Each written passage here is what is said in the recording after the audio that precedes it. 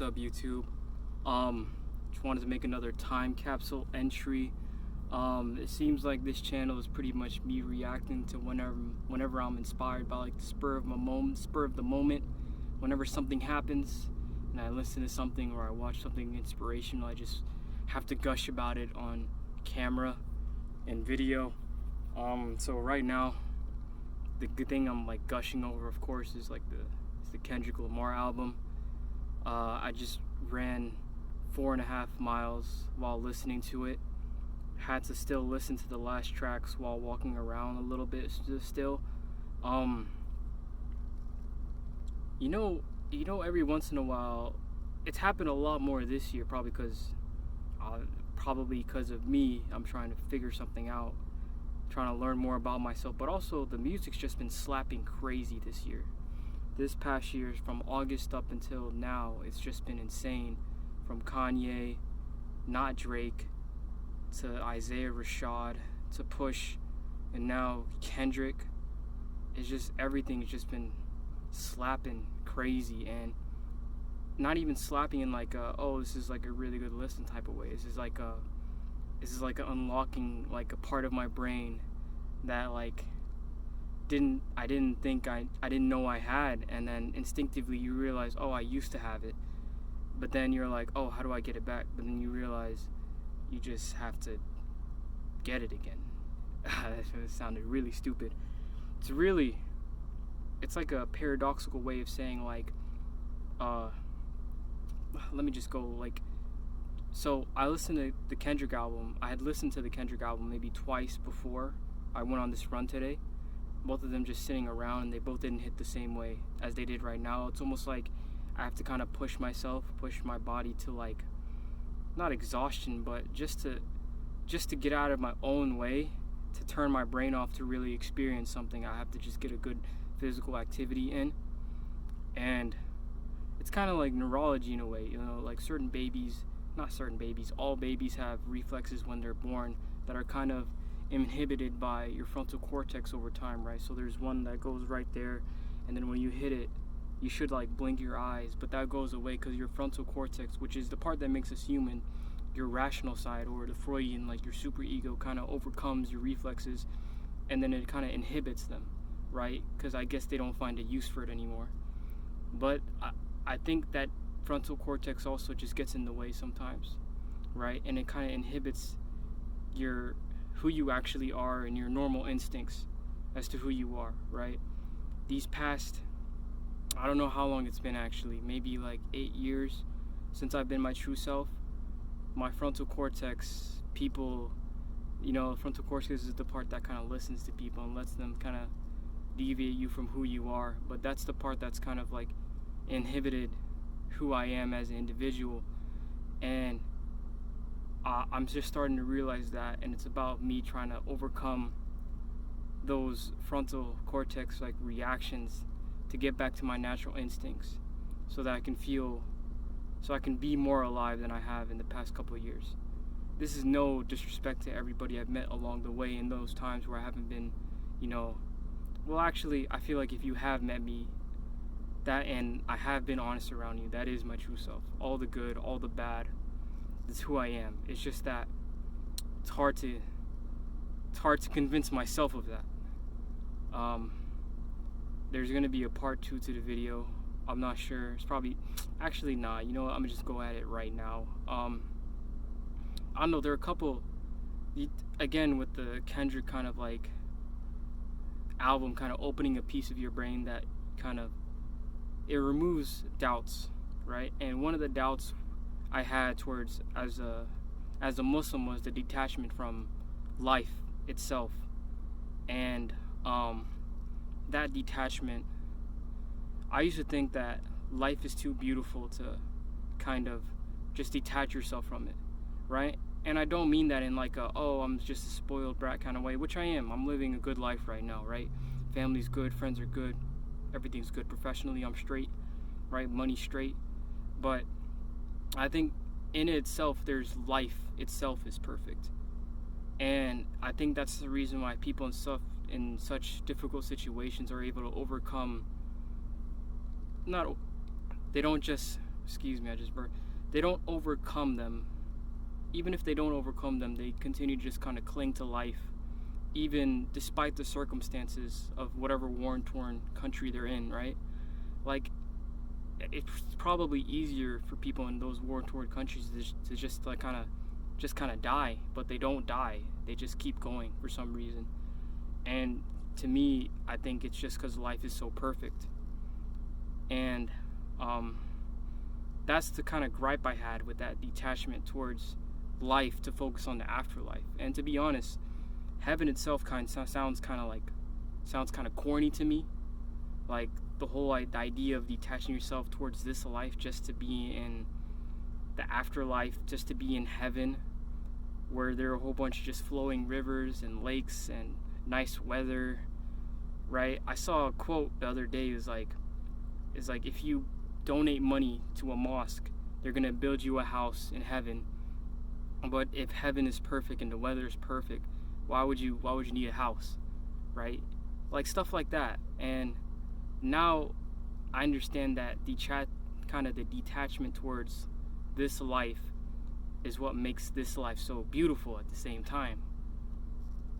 I'm not sure, maybe it allows you to live this life more beautiful, but I'm 100% certain now that the point of that detachment towards this life to sort of focus on the afterlife was meant to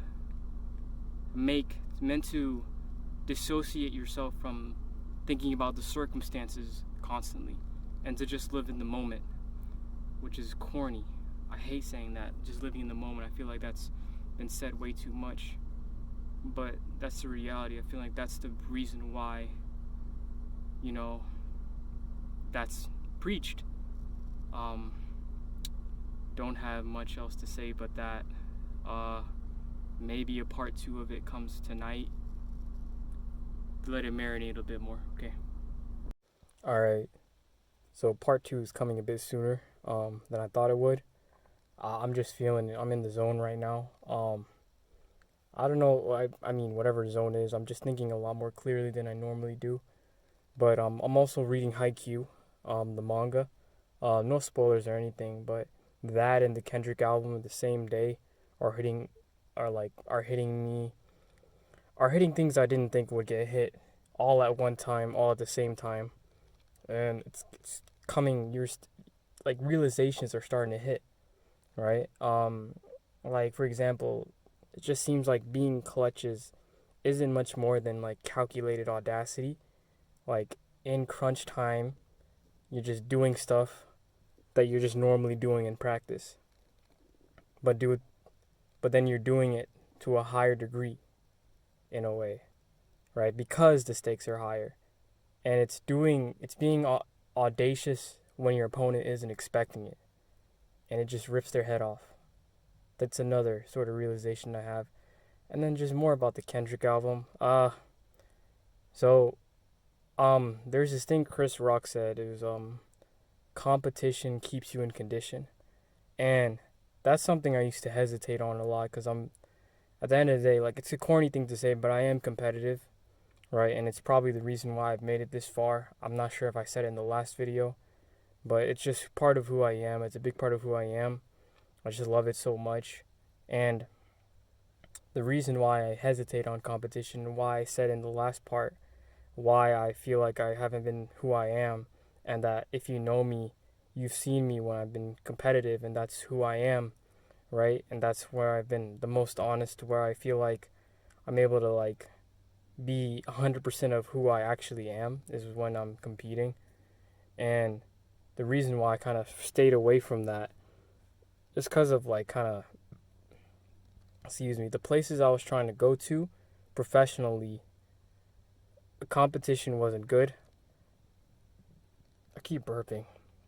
The competition wasn't any good, and it felt like I would compromise my integrity by trying to reach those heights and being that competitive, right? But everybody else was wrong and I was right. I think there's a perfect way to compete, and you can only compete in that perfect way. There's no half stepping it. You have to compete the exact way you feel like you have to. and not the way everyone wants you to. You just compete the way you feel like you need to. And that's sort of the conclusion I was able to come to with Kendrick's album. He said his dad made him competitive. My dad made me competitive as well, but there was like a dark side to it as well for me as well. Um, there's the sort of hesitation towards relationships with friends and family and everything like that that he talked about as well, that I have as well.